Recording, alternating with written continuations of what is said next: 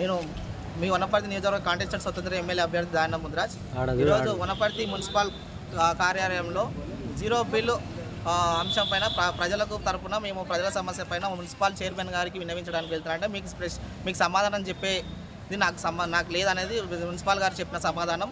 ఒక contested MLA అభ్యర్థిగా ప్రజల సమస్య పైన మేము మాట్లాడడానికి వస్తామంటే మమ్మల్ని అగౌరవపరిచి ఆ మున్సిపల్ చైర్మన్ గారు మాట్లాడే విధానం అనేది సరికాదని మేము తెలియజేస్తున్నాము.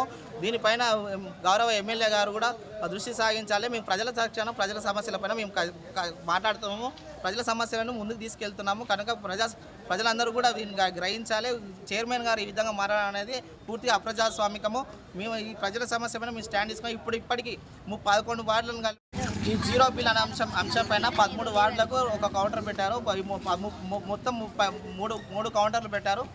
3 కౌంటర్లోనే ప్రజల సమస్యలు సర్వర్ ప్రాబ్లంతో ప్రజలు ఇబ్బంది పడుతున్న అంశం పైన మేము కొన్ని అంశాలపైన మేము చైర్మన్ గారికి వినియోగించడానికి వెళ్తున్నామంటే వారు మీరు కంటెస్టెడ్ ఎమ్మెల్యే అభ్యర్థిగా మీరు ప్రజల సమస్యలు తీసుకొస్తే మేము పరిష్కరించామనే ధోరణంగా మాట్లాడడం అనేది పూర్తి అప్రజాస్వామికంగా మేము తెలియజేస్తున్నాం. ఇంకోటి ఈ కౌంటర్ల సంఖ్య పెంచాలి.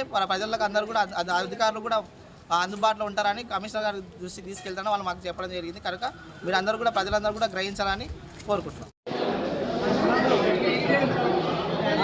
చెప్పండి.